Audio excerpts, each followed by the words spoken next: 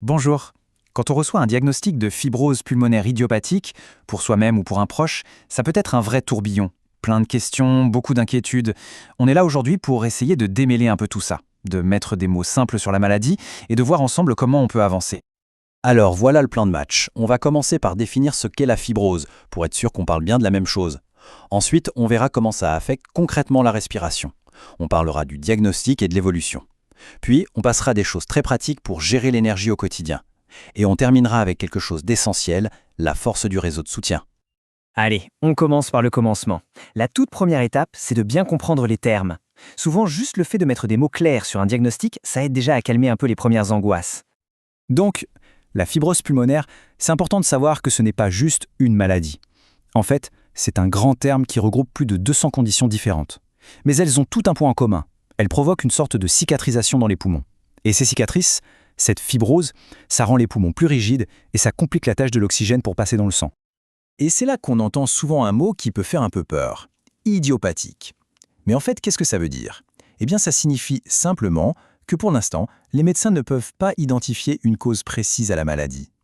Et la fibrose pulmonaire idiopathique, ou FPI, c'est tout simplement la forme la plus fréquente de ces fibroses dont on ne connaît pas l'origine.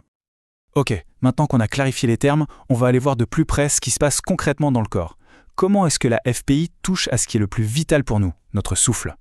Imaginez, tout part d'une simple respiration. L'air entre, voyage dans nos poumons et arrive finalement dans des millions de tout petits sacs d'air. Ce sont les alvéoles. Et c'est vraiment là, au cœur de ces alvéoles, que l'échange vital se produit. L'oxygène qu'on a inspiré traverse une paroi toute fine, qu'on appelle l'interstitium, pour aller dans le sang et donner de l'énergie à tout notre corps. Alors cet interstitium, c'est vraiment la pièce maîtresse du puzzle. On peut l'imaginer comme un échafaudage ultra fin qui soutient la structure des alvéoles. Avec la FPI, le problème, c'est que cet échafaudage s'épaissit, il cicatrise, il devient plus rigide. Et forcément, ça rend le passage de l'oxygène beaucoup plus difficile. Bon, maintenant, comment est-ce qu'on reconnaît la maladie? Et surtout, une fois le diagnostic posé, à quoi peut-on s'attendre? Comprendre le cheminement, c'est un pas immense pour mieux le vivre. Les signes qui reviennent le plus souvent, c'est un essoufflement, surtout quand on bouge un peu, une toux sèche qui s'accroche, et puis une grosse fatigue. Il y a aussi un signe très particulier que le médecin peut entendre au stéthoscope. Ça ressemble un peu au bruit que ça fait quand on sépare deux morceaux de velcro. C'est assez typique. Et là, on arrive à la question, celle qui est sur toutes les lèvres et qui, bien sûr, fait le plus peur. Comment ça évolue? Et la vérité, c'est qu'il n'y a pas de réponse toute faite. Le parcours est différent pour chaque personne. Pour certains, la progression va être lente, très graduelle. Pour d'autres, ça peut aller plus vite ou bien avancer par paliers, avec des périodes stables, puis des moments où ça décline un peu plus. Et ça, c'est une phrase qu'il faut vraiment garder en tête. Les statistiques, ce ne sont que des moyennes. Elles ne sont pas une boule de cristal, elles ne prédisent pas l'avenir d'une personne. Le message clé, c'est qu'il y a une immense variabilité. Ok, on a parlé de la maladie. Maintenant, parlons de la vie. Comment fait-on pour vivre le mieux possible au quotidien?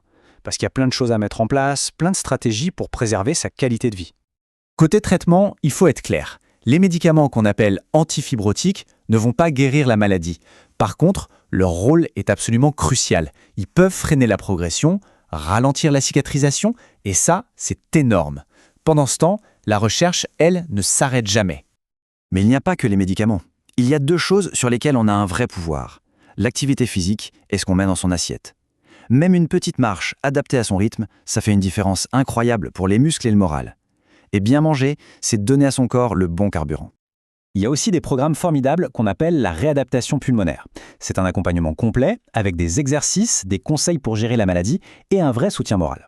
Et en parlant de soutien, il faut absolument dédramatiser les soins palliatifs. On pense souvent à la fin de vie, mais ce n'est pas que ça, loin de là. Ces soins peuvent commencer très tôt pour aider à gérer les symptômes, comme l'essoufflement, et simplement améliorer le confort au jour le jour. C'est une aide précieuse pour la personne malade comme pour les proches. Et puis, il y a l'oxygénothérapie. Il faut vraiment la voir comme un allié. Ce n'est pas une dépendance, c'est un traitement qui vient donner un coup de pouce aux poumons pour que tout le reste du corps, le cerveau, les muscles, les organes, reçoivent l'oxygène dont il a besoin pour bien fonctionner. Pour la vie de tous les jours, voici 4 petites astuces qui peuvent tout changer. D'abord, trouver son propre rythme, plus lent, et prendre des pauses. Ensuite, manger de plus petites portions, mais plus souvent. Troisièmement, être bienveillant avec soi-même, adapter ses activités. Et enfin, le plus important, oser demander de l'aide.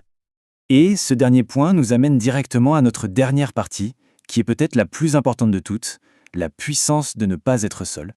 Ce message, il est tellement important. On peut vite avoir l'impression d'être tout seul au monde face à un diagnostic comme la FPI. Mais la vérité, c'est que ce n'est pas le cas. Il y a toute une communauté qui est là.